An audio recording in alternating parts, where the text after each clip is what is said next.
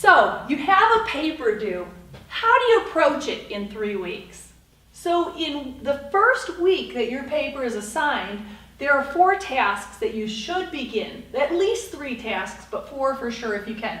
First week, the first day that you get that assignment, do a quick, what do I know about my topic paper? What you can do is just open up a document on your paper, type up, here's what I know. Because that way your brain starts engaging with the topic. What do I know about my paper? Sometimes I say also write down what do I need to find out. That's a good, that gives you a good sense of where you have to go on things. Then consider conducting a survey.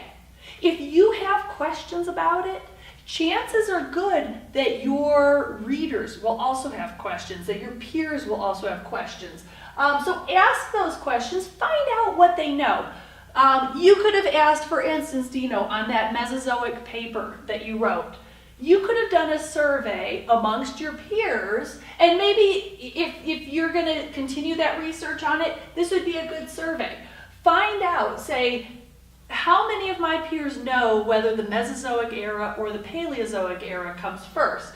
And then what you could do, once you have those results, you can tabulate those. That could be a shocking statistic to begin your paper with. Most students, or 9 out of 10 students do not know the difference between the Mesozoic and the Paleozoic era. So you would have some facts built into your paper by doing a survey. You could find out what people know about it and use that to your advantage. The other thing you should do during week 1 is to write a brief 2 perspectives paper. And I call it 2 perspectives because what you need to do is you need to just do a quick Google search. Nothing fancy. You don't have to visit the academic databases for this or anything. Just do a quick search and say, what are people talking about with this topic? And then try to find 2 different perspectives. For instance, and I keep referring to your Mesozoic paper because that was so good, what you have so far, and I do hope you continue that research. But those 2 perspectives, you could look at, perhaps one scholar's looking at the botany of the Mesozoic era, and the other's looking at the geologic foundations in the Mesozoic era, or whatever it is.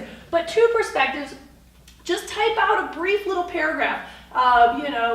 Dr. Smith says, this and that about the botany of the Mesozoic era, and Anne Schenectady says this and that about the geologic foundations during the Mesozoic era. So you have 2 things. You got 2 things in your brain with that. And with that, then by the end of that first week, and let me just say this stuff does not take long. This is about 15 minutes here in front of the computer. What do I know? Survey, you can create that on one of the free survey building sites online. That should take you 15 minutes. 2 perspectives might take a little longer, 15 to 30 minutes, so you've only spent about an hour doing this in your first week, but it contributes greatly.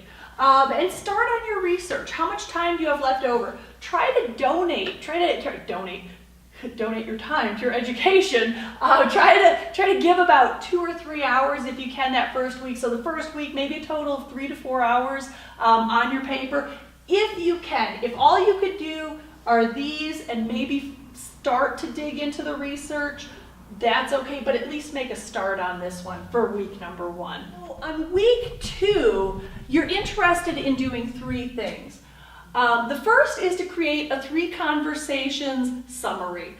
And what that is somewhere between week 1 and week 2, you should talk to 3 people about your topic. You just want to see what people know, because you never know what kind of good information people have. You never know what someone might say that might spur a whole nother way of thinking or delving into your research. So have 3 conversations in 15 minutes. Just write up. I had a conversation with person A, he or she said this. I had a conversation with person B, conversation with person C. Write those conversations up. But your main focus this week is creating your annotated bibliographies. And I strongly, strongly encourage you to create one. If you're not familiar with the annotated bibliography, please find out more about it either on another video of mine or on one of the educational websites.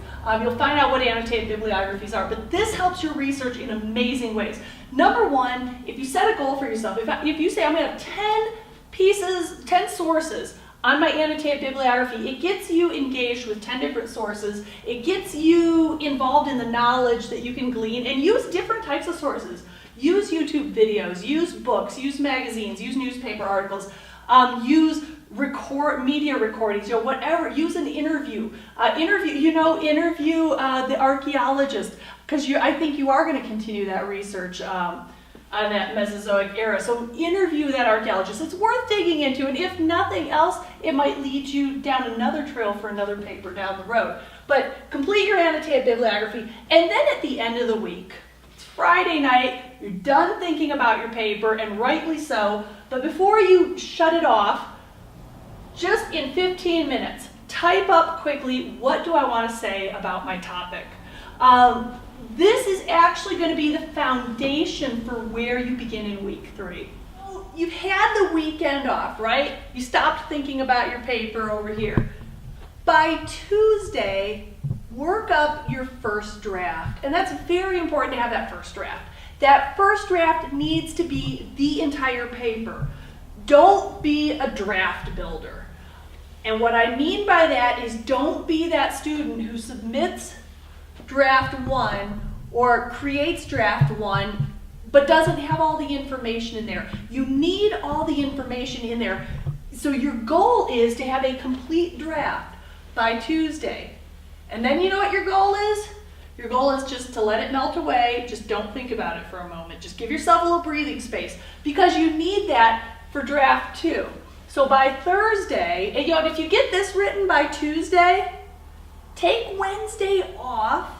On Thursday, come to your draft 2 and say, okay, let me read this. Let me see if it makes sense. What am I saying with this paper? And by taking that time off, you're giving yourself a new set of eyes so you can sort of revision your paper. And then Friday, work on draft 3. And if you remember the 3 orders of revision, between draft 1 and draft 2, you should be looking for ideas and you should be looking for organization. Are your ideas clear on draft 1? If not, revise them. Make sure your ideas are clear in draft 2. Make sure the facts support what you're trying to say. So try to do that, and then also check for organization. Should your third paragraph come before your second paragraph? Do you need to switch anything up? But then on Friday, use your revision time wisely. Read your papers aloud. By reading your papers aloud, your ears are going to catch more errors than your eyes actually catch, because scholars have found out, and I have no idea how they found this out, but they did find it out. I learned about it in grad school, that your eyes look about 6 words ahead of where your mind is processing.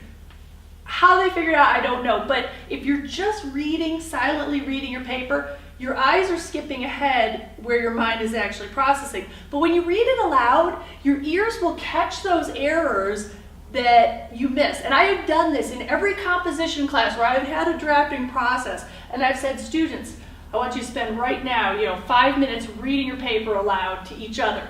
And they do this, and I say, okay, how many of you have found errors in your papers? And every single composition class I've had, every hand goes up. I have yet to have a student who has not found an error. So it's pretty exciting knowing that. And when you work on this overall process, you can write a paper in 3 weeks. You can write a very well-written, scholarly paper that's very far-reaching. So when you've got to do well on a paper, when you have to make that grade, when this is an important paper, this 3-week process, it's painless. You are going to immerse yourself in the topic for 3 weeks, but it sort of divides up your paper. It divides up the writing process so that you're not in week 3 when the paper's due next Monday. You're not, trying to cram it all into this weekend. Your paper will naturally evolve, as will your thinking. And scholars have also found that when we write things down, we actually learn them. We process these topics in our mind. So you're going to come away from your own research into this topic a more engaged, a more educated individual. And so again, I want to tell you, happy paper writing. Write lots and write well.